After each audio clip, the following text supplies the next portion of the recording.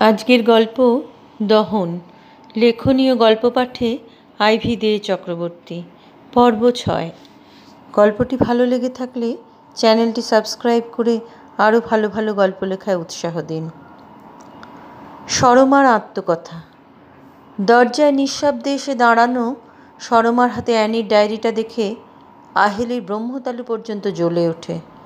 কাছে গিয়ে হাত থেকে ডায়েরিটা কেড়ে নিয়ে হিস হিস করে বলে ওঠেন তিনি, অ্যানির ডায়েরি তোমার কাছে কেন?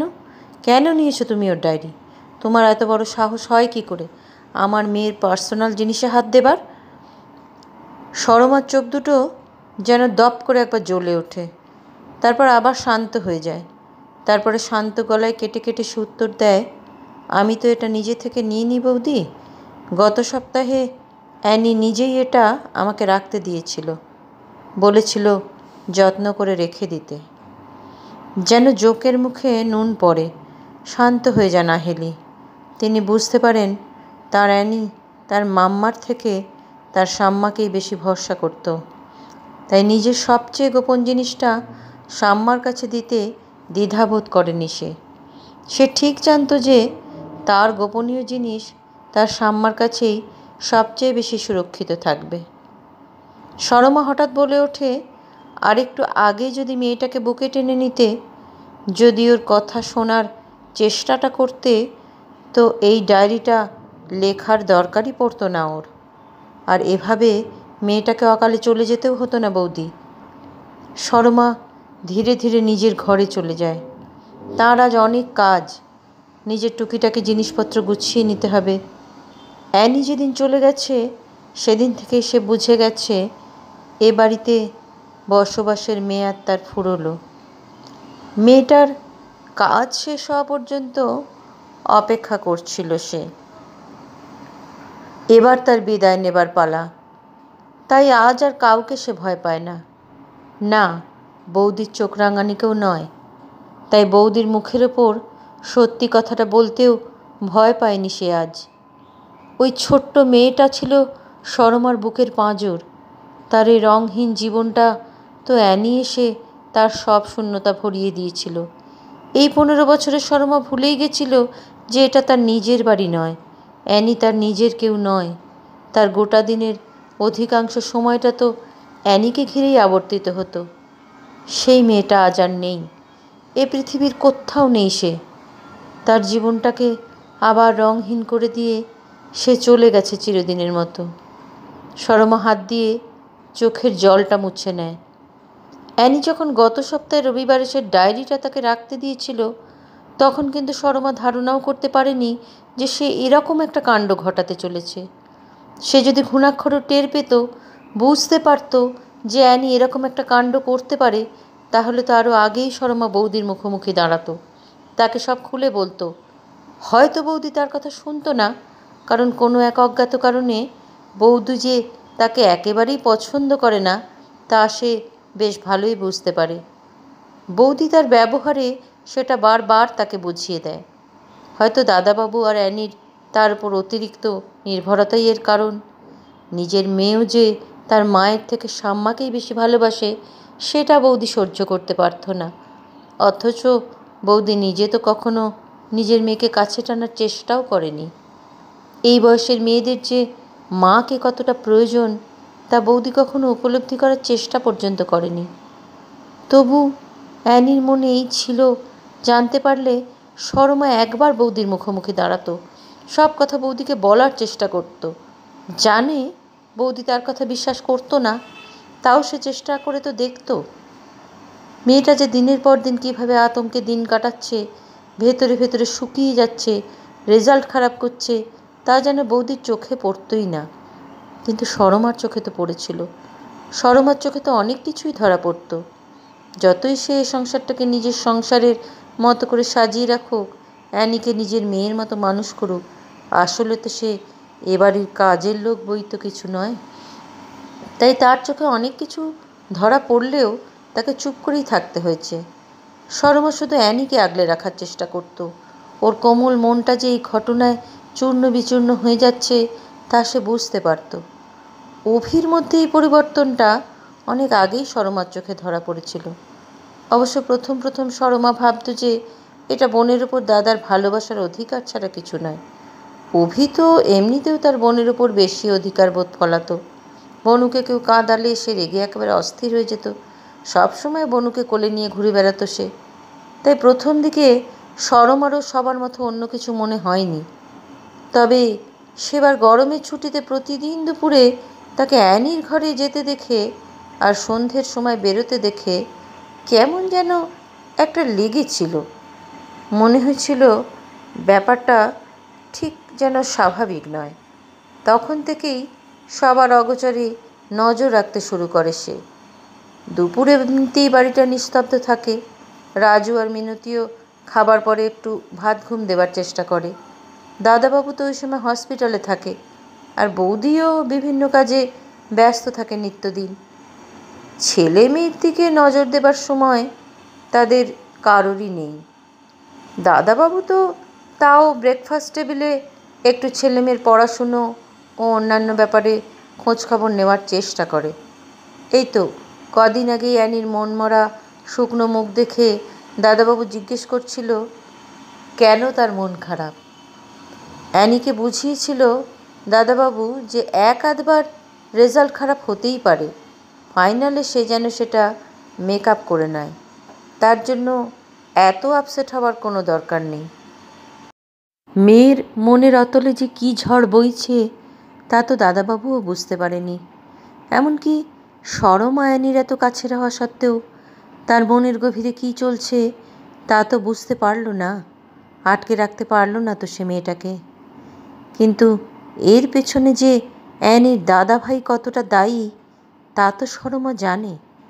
বুঝতে পারলেও তার সেরকম কিছুই করার ছিল না। অভির ডাক্তারিতে চান্স পাওয়ার আগের 1 মাসে এর সূত্রপাত হয়েছিল।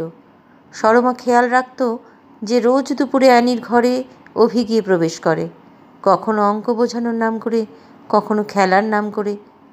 আসলে যে সেটা তার বোনের কাছাকাছি থাকার চেষ্টা সেটা সরমা বুঝতে পারত। তারপর শুরু হয়েছিল এক বিছানায় বোনের সাথে অভির ঘুমিয়ে পড়া। তার শোয়ার ধরন, অ্যানিকে জড়িয়ে ধরে ঘুমিয়ে থাকা, কোনোটাই সরমার চোখে যেন স্বাভাবিক ঠেকত না। তারপর একদিন সরমা দরজা ঠেলে হঠাৎ করে ঘরে ঢুকে দেখে অভি অ্যানি সারা শরীরে হাত বোলাচ্ছে।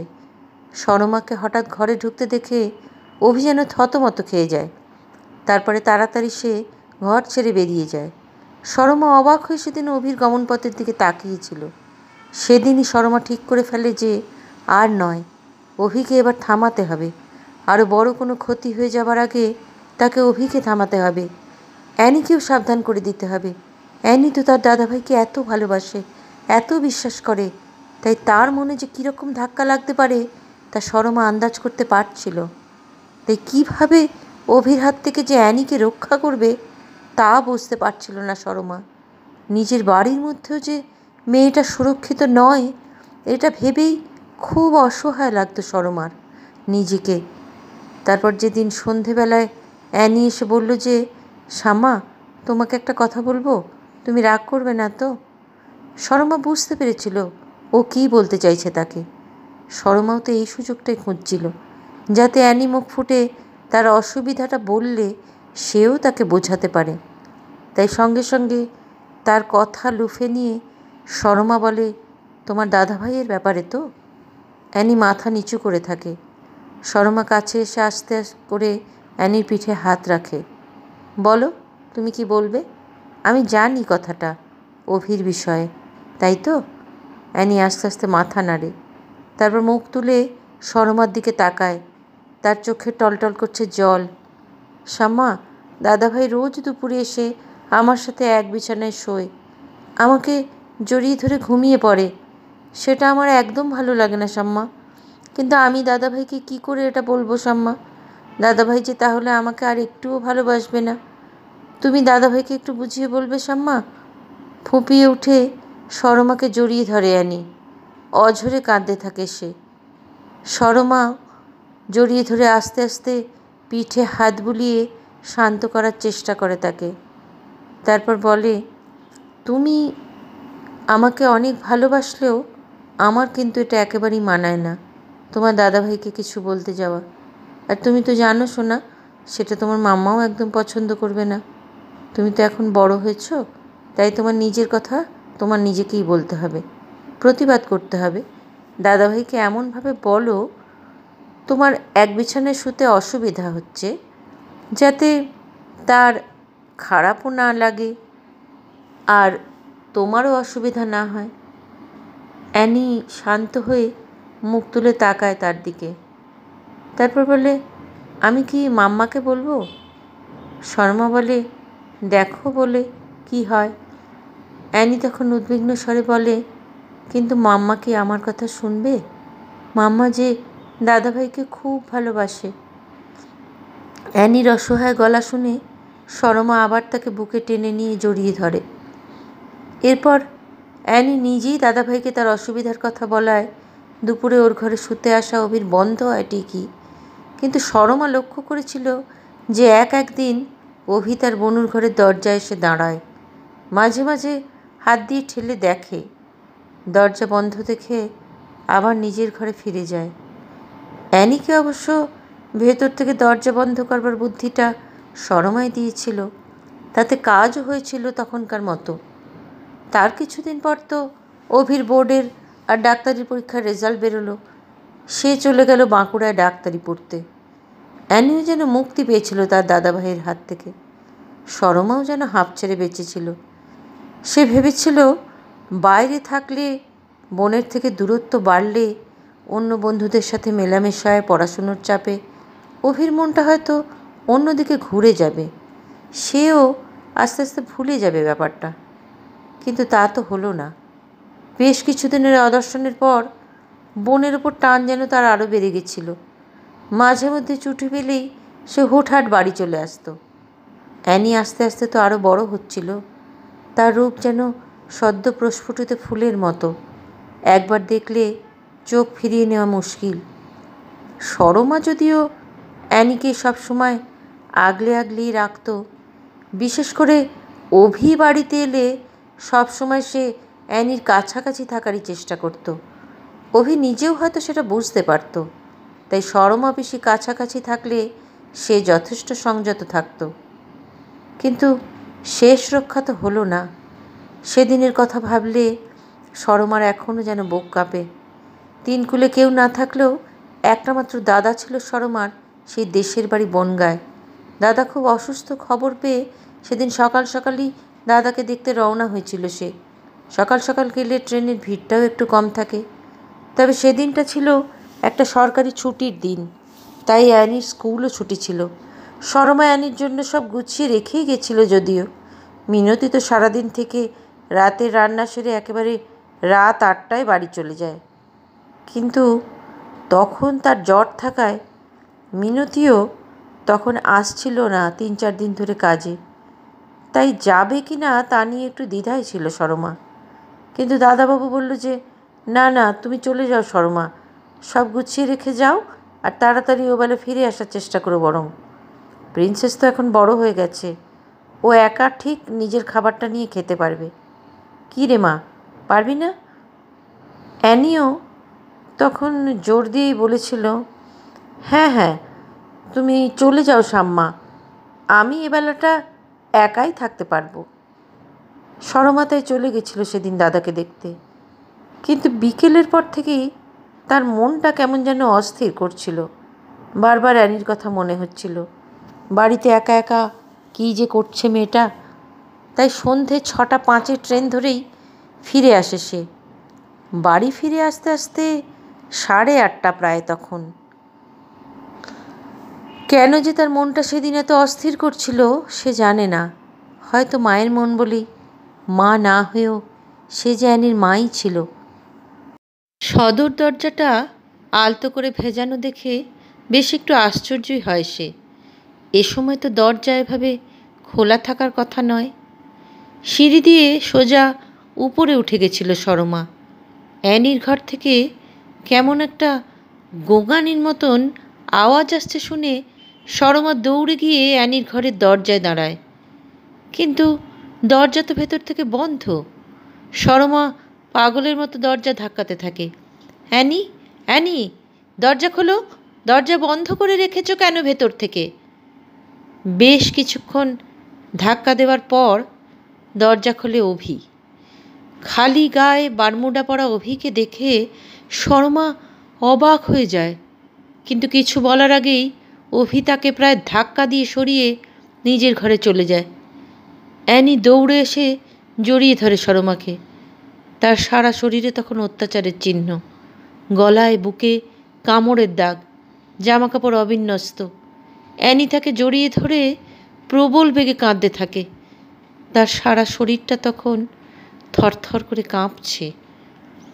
সেদিন রাত থেকেই অ্যানির প্রবল জ্বর আসে। প্রায় 2 মাস আগের সেই রাতটার কথা সরমার এখনও মনে আছে। বৌদি সেদিন পার্টি সেরে রাত প্রায় 1টায় বাড়ি ফিরেছিল। যথারীতি সে অ্যানির সম্পর্কে কিছু জানার চেষ্টাও করেনি। দাদাবাবু যদিও মেয়ের জ্বর দেখে ওষুধপত্র দিয়ে সরমাকে বুঝিয়ে দিয়ে গেছিল। আসলে সরমা ফিরে এসেছে এটা দেখেই দাদাবাবু নিশ্চিন্ত হয়ে গেছিল। তাই মেয়ের হঠাৎ এত জ্বর আসার পিছনের কারণটাও আর বিশ্লেষণ করেনি। অভি কিন্তু তার পরের দিন একেবারে ভোরে কলেজ হোস্টেলে চলে গেছিল। আর এই 2 মাসে সে বিশেষ একটা বাড়িমুখো হয়নি। হয়তো সরমার মুখোমুখি হতে তার লজ্জাবোধ হয়েছিল। অ্যানি সেই জ্বরে 5 দিন ভুগেছিল। পুরোপুরি সুস্থ হতে তার আরও 4-5 দিন সময় লেগেছিল। সরমার মনে আছে জ্বরের ঘোরে অ্যানি তখন কীরকম ভুলভাল বকত। দাদাভাই ছেড়ে দাও আমাকে, ছেড়ে দাও দাদাভাই, আমার ব্যথা লাগছে।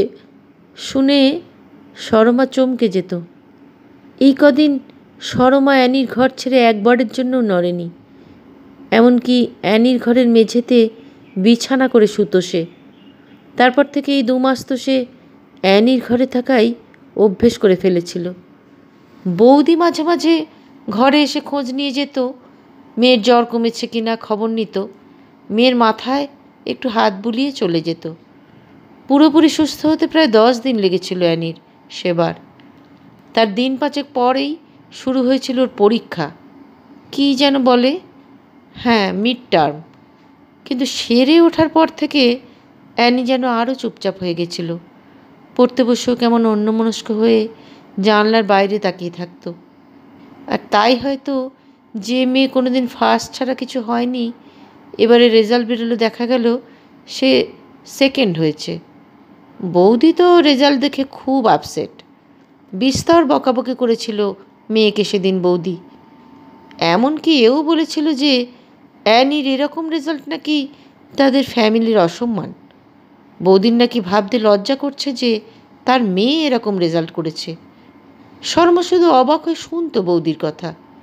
যে মা মেয়ের শরীর খারাপ হলে তার ঠিকঠাক খোঁজ পর্যন্ত নেয় না, সে নাকি আজ মেয়ের রেজাল্ট দেখে লজ্জিত। এমনকি অ্যানি যখন তার মাম্মাকে নিজের সমস্যার কথা জানাতে গেছিল, তখনও বৌদি তার কথা না শুনে টায়ার্ড আছে বলে তাকে বকে জোখে পাঠিয়ে দিয়েছিল। সেই ঘটনার পর থেকে অ্যানি যেন ভীষণ চুপচাপ হয়ে গেছিল।